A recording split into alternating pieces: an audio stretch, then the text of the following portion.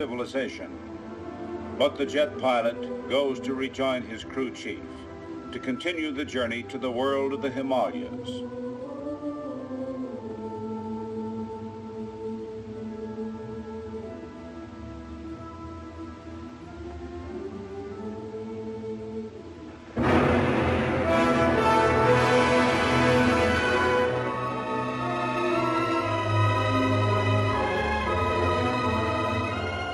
North of India, we fly on to the hidden valleys beyond the snowy ranges.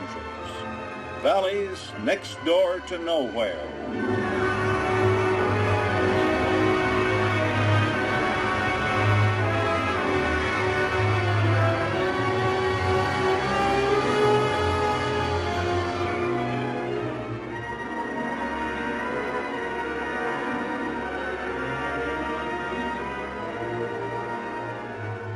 The Principality of Hunza lies deep in the world's highest mountains, where the western Himalayas are flanked by the towering Karakorams. We can fly, if lucky, as far as the mountain outpost of Gilgit, then on by trail. At Gilgit, Pakistan Governor Kiani sees them off. Major Steve and the Sarge, escorted by Colonel Muhammad Atola, rugged soldier and mountaineer. Thank you very much. Yes. Starting out for Hunza, the happy valley of Hunza, which not many travelers have seen.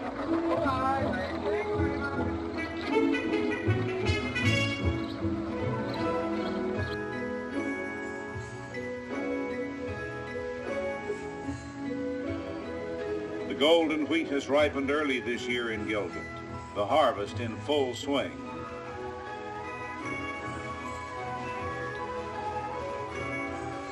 Since the dawn of agriculture, man has threshed his wheat and barley like that. Primitive? Oh yes, but still effective.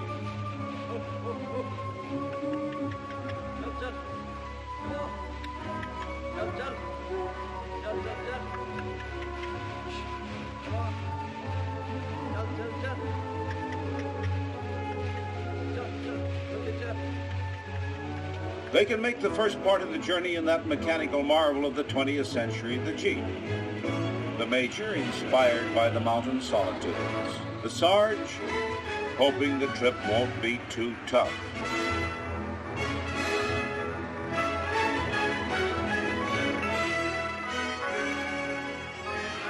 The road is rough, so explains Colonel Atola, but Allah is merciful, so why worry? Mustafa, our Hunza driver, knows every turn of the road, every inch of the way, every loose rock. Why he could drive this mountain trail with his eyes closed. But don't you dare close your eyes, Mustafa.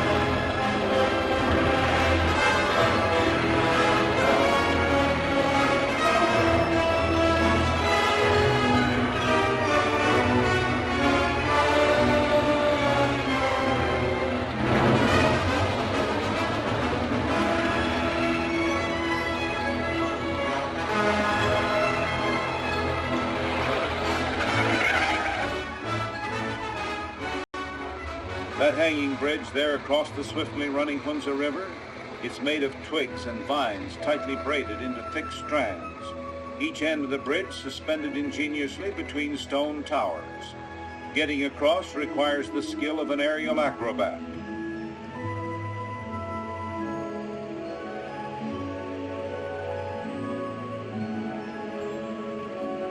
This is an ancient caravan route along which the mountain peoples have carried on primitive trade for centuries, traversing the Karakorams and western Himalayas into Central Asia, cities like Yarkand, Khotan, Bukhara, Samarkand.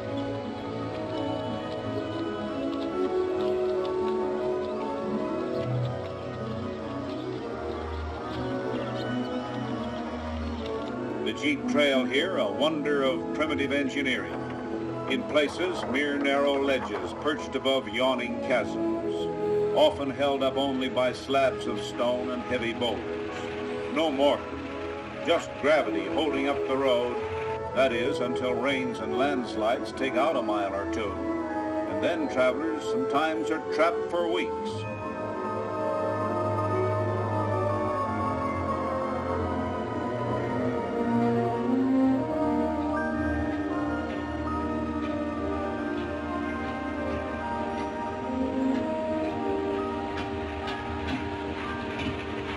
The road, hardly more than a trail, finally gets to be almost too much for the Jeep.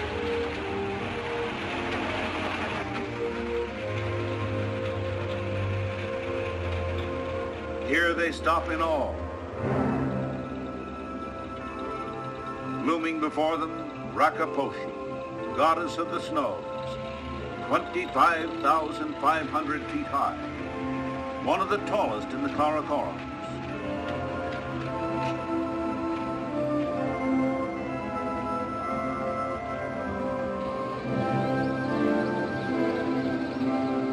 The village of Sikandarabad and the end of the Jeep Trail. From here on, it's either afoot or in the saddle.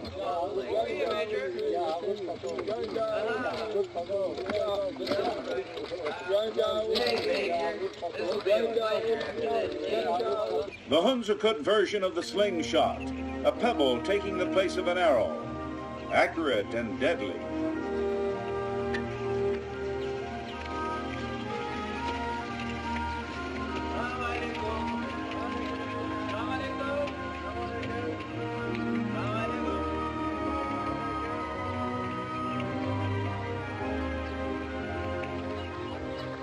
Supplies and equipment, even the latest, well, not quite the latest, plumbing facilities. Everything but the shower.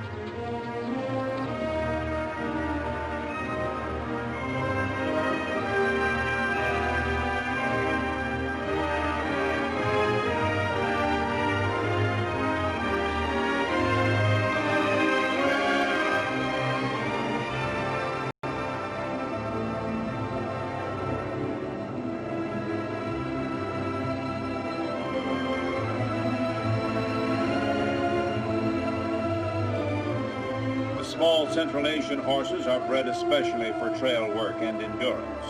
Sure-footed, they know their way around the dizzy canyon walls. That is, usually they do.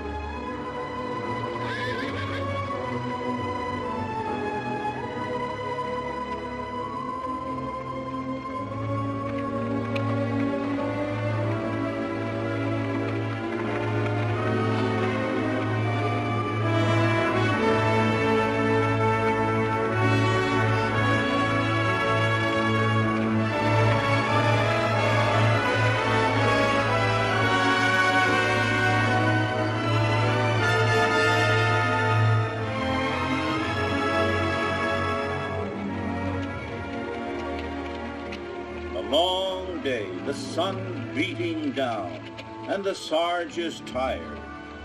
Hey, wake up, wake up. Some people pick strange places for a snooze.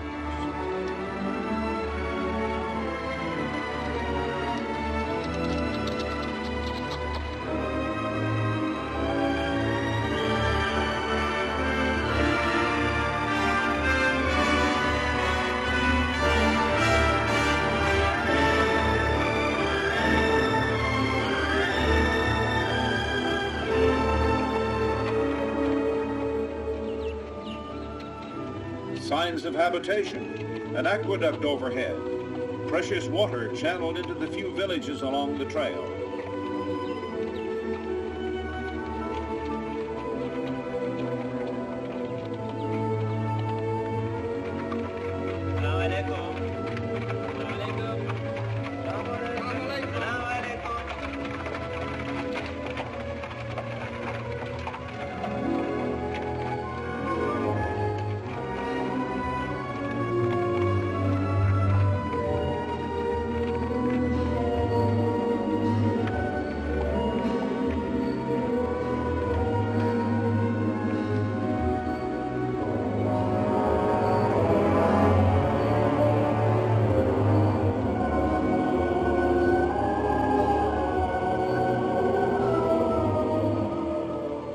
so a day of travel ends in the shadow of Rakaposhi, never climbed, yet doomed to be conquered eventually like all Himalayan giants.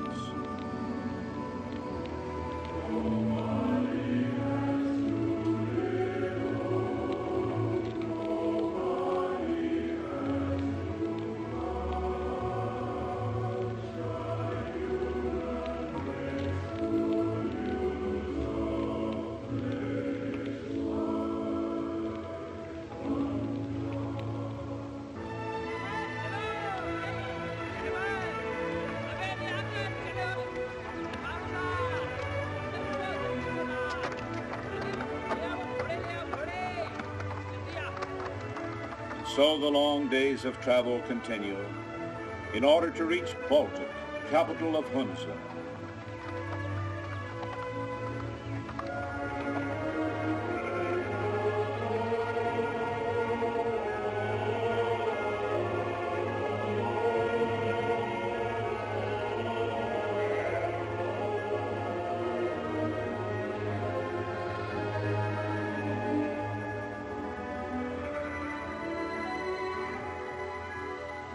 Here in the Karakorums, the mountains are, on the average, almost twice as high as the Alps, with 60 summits rising above 22,000 feet. Rakaposhi has one wall that drops 19,000 feet from the summit to the valley floor.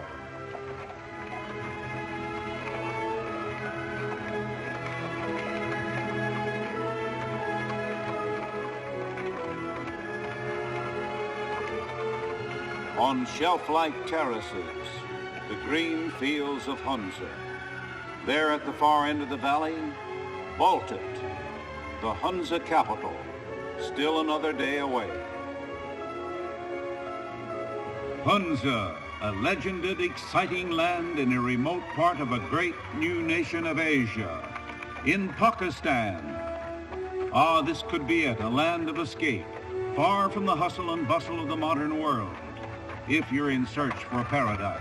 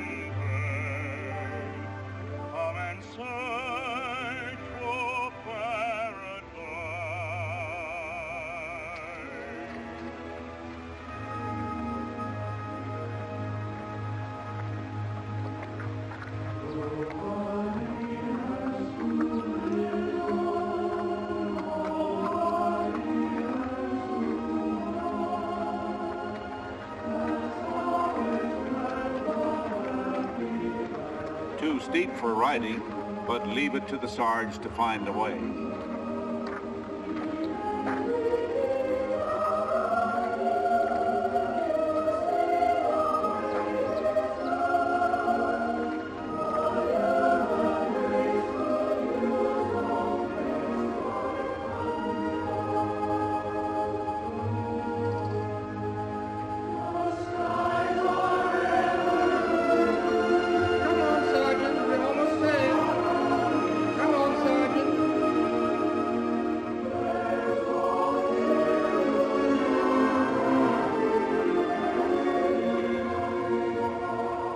Word has come, travelers on their way to Baltic. So here to welcome them, Prince Muhammad Ayush Khan, brother of the Mir, the ruler of this mountain kingdom. Those are the Mir's children. Crown Prince Chazanfar, offering the customary silver platter laden with fruit. In physical type, they are like Southern Europeans. The people of Hunza claim to be descendants of Greek soldiers, of Alexander the Great. Assalamu alaikum. Welcome to Hunza. Welcome to Hunza. What a beautiful trip we had. Thank you. His Highness is expecting. Yes.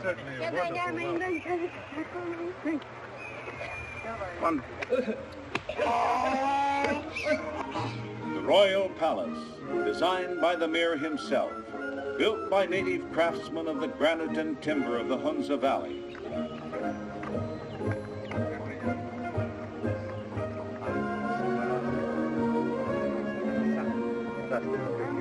According to tradition, the Mir greets his visitors at the threshold of his home. Your Highness, may I introduce Colonel Ataullah and 2 American airmen. Glad to meet you, Your Highness. Thank you very much. How do you do, Your Highness? How are you? Welcome to Hunza, please. Thank you. Legend is that the Mirs of Hunza are descended from Alexander the Great himself.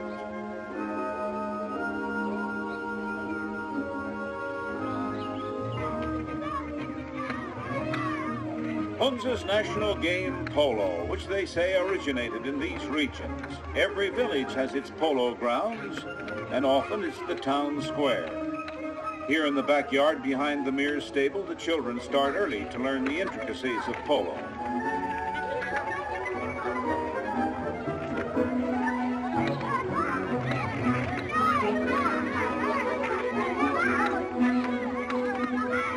My kingdom for a horse might well be the cry for these youngsters, and sometimes it would be easier on the toes.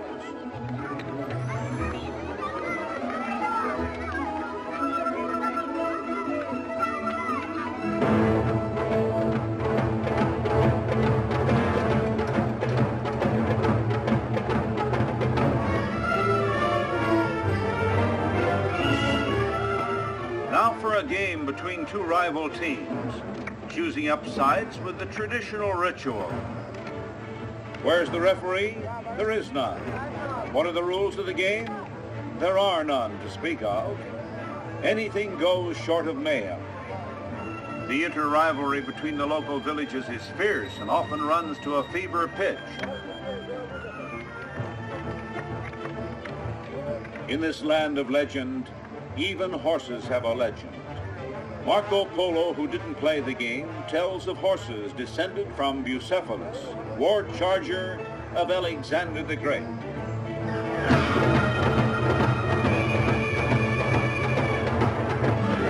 The Mir riding at full tilt.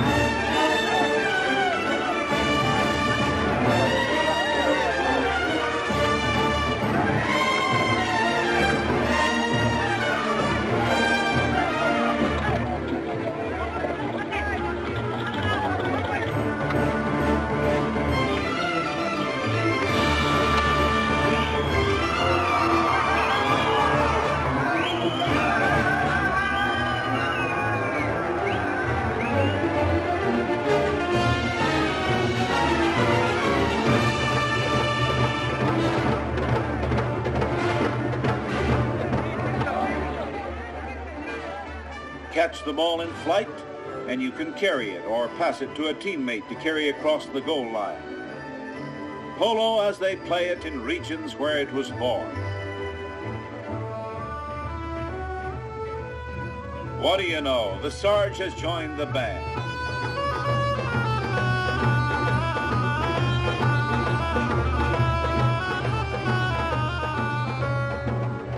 Meanwhile, back in the Mears stable,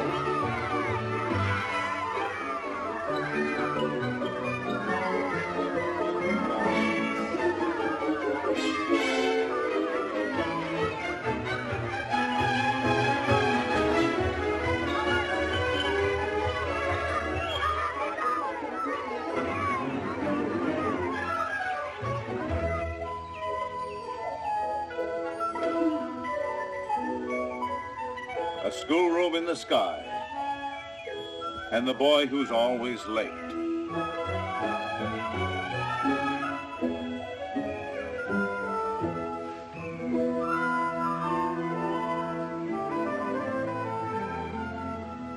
The school, sponsored by the Aga Khan, spiritual leader of the Ismailia sect of Islam, to which the Hunza people belong. 4 languages taught: English, Urdu, common in parts of India, Persian, and Arabic. Burushaski, their own Hunza language, is a mystery tongue and has no writing. 4 versions of 5 words: horse, dog, water, sky, bread. Silar Angrezi ulo water. Urdu ulo pani. Farsi ulo aab. Arabi ulo mine. Shabash. Angrezi ulo asman or sky. Urdu ulo asman. Farsi ulo asman. Arabi ulo samain. Shabash. Angrezi ulo shapikar, bread. Urdu ulo roti. Farsi ulo naan. Arabi ulo khubzun. Shabash. Ishaq. Horse, Goda, Asp, Farasun. Shabash. Mumtaz. Da. School days at Hunza Hieroglyphic High, under headmaster Sultan Ali. Of work they have their share, like children everywhere. When they're not learning ABCs or arithmetic in Hunza'ese, they're playing games or climbing trees. They're stubbing toes and skinning knees, or getting stung by bumblebees in Hunza.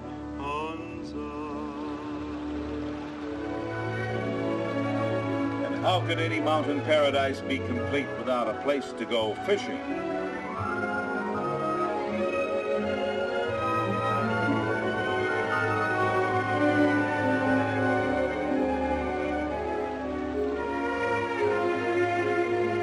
Hey, Sarge.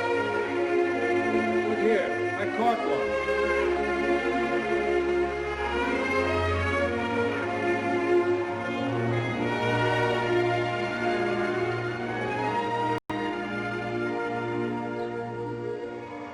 Afternoon tea for the royal family in a setting reminiscent of a Renoir painting.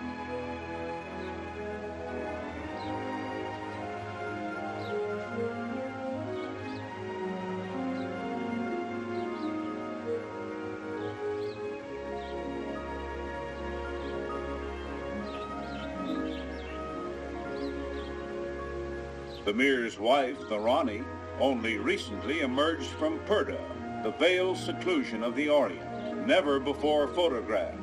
The Mir, educated at English-type schools in Gilgit and Rawalpindi. Some years ago, at the invitation of the Aga Khan, the Mir traveled to Europe. His dream now, America.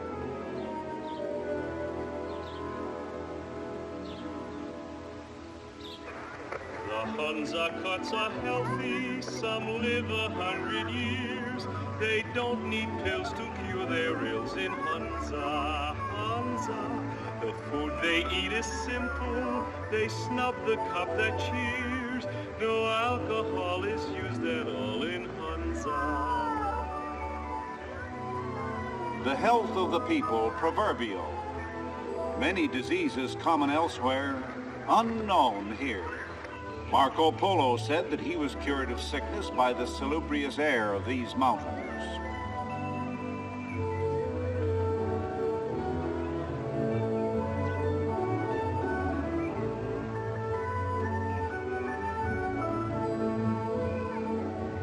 The Hunza Kuts produce nearly everything they need. The valley self-sustaining.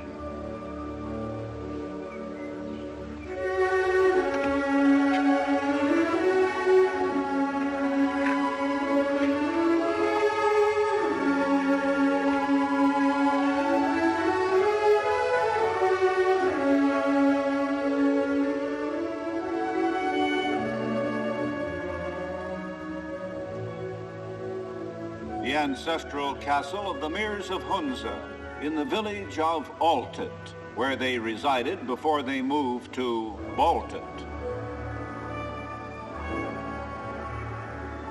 Just over those mountains, Russian Central Asia and Red China, Hunza guarded by its mountain ramparts, a Himalayan version of classical Arcadia.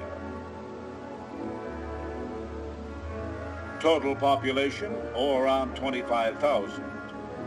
In this Himalayan lost world, paradise without poverty. Nobody has too little, nobody has too much. There's no one passing laws and acts, no cops, no jails, no income tax. They live and love and just relax in Hunza.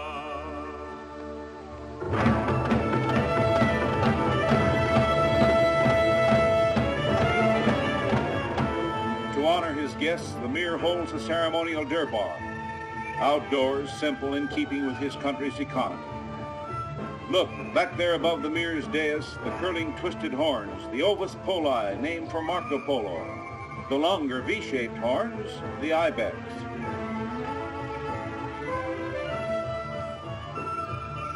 Here the Mir meets every morning with the town elders and head men of nearby villages. He's the judge and the jury.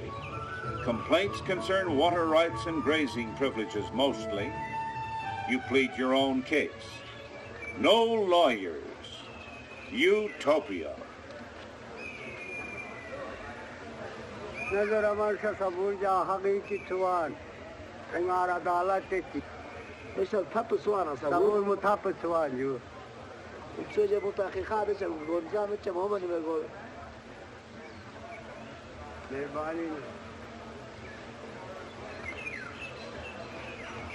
من سوال فليل قبيبة وچن سير وقت وچن أمرك.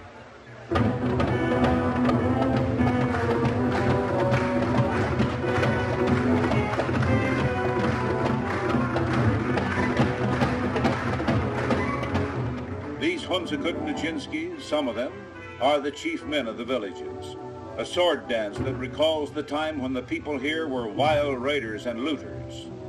Like a page out of half-forgotten Hunza history.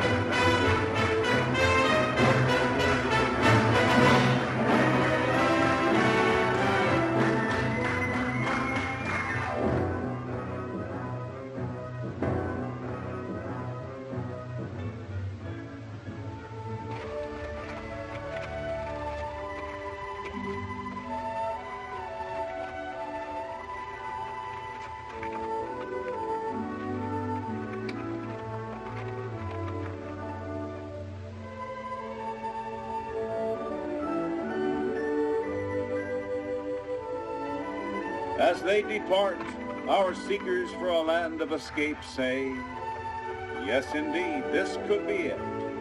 Someday we may return and spend a lifelong